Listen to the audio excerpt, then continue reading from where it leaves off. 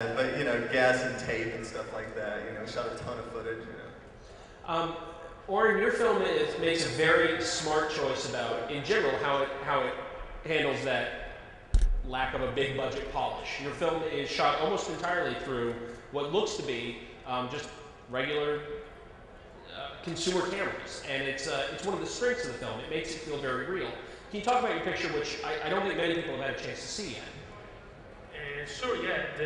I guess when I first saw Blair Witch Project, it was kind of like a really eye-opening experience for me. Like, wow, a movie that's uses the mockumentary genre, and for the first time, really, really well since Spinal Tap, can actually be very commercially successful. And I never went to film school. I didn't have a budget, so it kind of like presented me an opportunity to shoot something with very small budget, not as small as you, but almost in the neighborhood. And then I came up with the idea, and it's like, why not? To describe your film, I would call it sort of the Cloverfield of haunted house movies. It's a couple who believes they're being haunted. The guy gets the idea that he's going to put the video camera in a room and just tape what happens at night while they sleep. And there's very little. I wouldn't even say anything that happens would be an effect in a traditional sense, but it plays very much like a classic horror film. How did you go about in terms of approaching your scares, in terms of approaching how you wanted to do those things on film? Well, I kind of wanted to make a movie that would scare me, and the thing that scare me is usually more the subtle psychological things more than the loud jump scares. So I was more relying on like little subtle things like shadows and audio and little things like you're not sure if you saw something or not. And we do have a couple of like larger things, but it kind of all builds up to that. And the other thing is that I simply had to work within the limitations because I was doing all the editing and the visual effects. I didn't have access to unlimited CGI budget, so in a way that limited what I can get away with, which ended up being a good thing because then I didn't end up relying on fancy over-the-top stuff. I had to do like very subtle things, which made them a little bit more credible and more kind of enhanced the realism of the whole thing. Well, one of the things about all of these films is that these are movies that because they don't have giant marketing budgets or because they don't have the screen release of, say, like a Dark Knight or something, they end up being passed on. People find these movies and they pass them on to their friends. It's like, oh my God, have you seen this? And, Paranormal Activity is one that I love to put in a player and just tell somebody, hey, take a look at this. Don't set it up for them because it creeps up on them. And Pop Skull is a movie that, I don't know what kind of festival life you've had with it, but it's a film that you hand to somebody and it feels very personal because they haven't heard about it. The same thing with the Poughkeepsie tapes. I showed the Dallas film at BNet this year, and it was great because it snuck up on people. And even the people that hated it, the reaction, which is a valid reaction. It's a really strong film and a difficult film. But it's great because you don't see it coming, and you haven't had the trailers and the whole experience ahead of time, which I think Hollywood kind of robs you of the purity of seeing a film, which is one of the things the indie world can still do. You can still surprise people. I know that you guys, having worked on All the Boys Love Mandy Lane, we're still waiting for it to come out here in the U.S. And, we could get a UK Region 2 import if we wanted. But we'd love to see it theatrically. And it's got to be frustrating. So would we. And it's got to be frustrating to know that your film plays to an audience, that it's worked, that the people you've shown it to have enjoyed it. Can you talk a little bit about the process of finishing the film and now what you're going through in terms of trying to get it on screen here?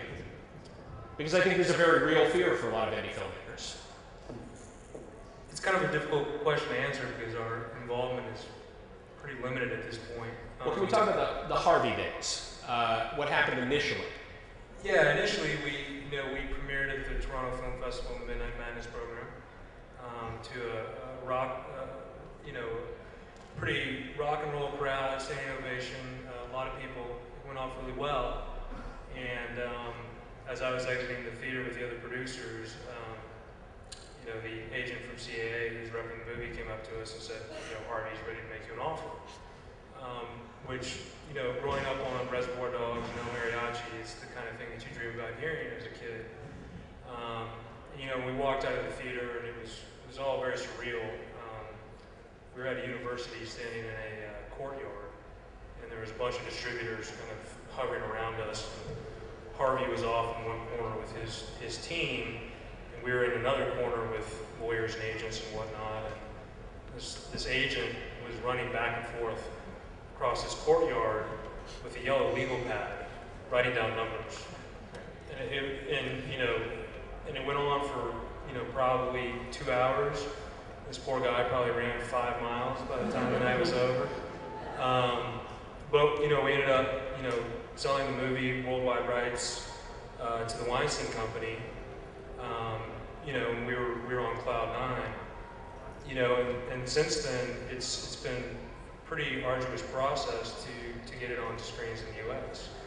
I think by summer's end it'll have been in 15 different countries, but unfortunately not here in the States. I know that you guys with Poughkeepsie Tapes are going through maybe not the exact same circumstances, but similar. There was a poster campaign and a teaser campaign, and it looked like it had a release date set in the spring, and then didn't happen. Can you talk about where we're going to see Poughkeepsie Tapes, or if we are, or when? Yeah, it's a good question. We've had very similar experiences. Mandy Lane, gentlemen, and we had a February 8th date, 2,500 theaters, and in mid-January they pulled it, so it's very, very close to the date, and they pushed it kind of into no man's land, and we couldn't get any information all summer, and it was going to go to DVD, and now their new plan is to release it a month after quarantine. So you guys are actually going to have your first studio movie in theaters before the Poughkeepsie Tapes comes out. Yeah, Poughkeepsie's release is dependent on quarantine's success or lack thereof, so we show. So one got us the job for the other, and then the other one gets us the release for the one. Hopefully all things, That's great. So really, The Signal is the one that's had the biggest release thus far. And were you happy with how it was handled? I don't know. I think that they kept pushing it, and I think that the way that it was marketed was trying to make it seem like a real movie. When I think that people would have embraced it more if it was sort of. Because I think that people went in expecting like a big budget studio movie. Right. That's kind of how it was marketed. And I think that the charm of it is its sort of like rough edges. I think. Well, Magnolia is one of the real indie distributors still. There's not a lot. Most of the companies that handle these films now are subsidiaries of studios, or they're owned by some large corporation. And Magnolia seems to be fairly independent-minded. So, when they behind really good taste in movies, but I think they do most of the releases. Ours was the biggest release, and I think we came out in 160 theaters. So it's almost like a preview for the eventual home video release, which is where they clean up. Right, which is what we always knew was where the home. I'd rather people see it in the theater, but I think that DVD, especially for the kind of movies that all these are, it's like, the theater's great, Blair Witch Project as an anomaly, that's fine, but I think that, passing it, and that's a much cooler, fan base group of people to have interested in your movie, as opposed to people on date night that are just, it's disposable to them. It's like handing it off and saying, you might like this, or you might hate this, but either way, you're going to remember this. Right. I want to talk to you real quick, Thomas, about designing a movie on this kind of a budget, because obviously if you're a production designer in a Hollywood film, I've heard stories recently about the process Mark Romanek was going through on The Wolfman before he left, and it blows my mind how much money these guys can burn just kind of following whims and designing drapes for a scene and things like that, and you really have to make every penny count. Can you talk about working on All the Boys Love Mandy Lane and sort of what you brought to it, and also Inside, the Jeff Mahler film you worked on? Sure. I think that the rarity with All the Boys Love Mandy Lane is that Chad and then the writer Jacob and I actually started the project together 2 years before we teamed with the production company. So we were able to kind of design and work the film around a budget, and then I pre-designed the film, so we were able to just, when we did get the money and go to location to shoot it, we were able to just execute what had already been figured out. And then in addition, we were able to use all of those visual materials to help get financing, which is a luxury I didn't have on Inside, which is this great culty film that Jeff Mahler did that I know you guys are fans of, and which Josh over here actually produced. And we just had to kind of go in there and do it, and we just ended up working, how it is, 20-hour days for 3 weeks to do the movie, and then we were done. So, yeah.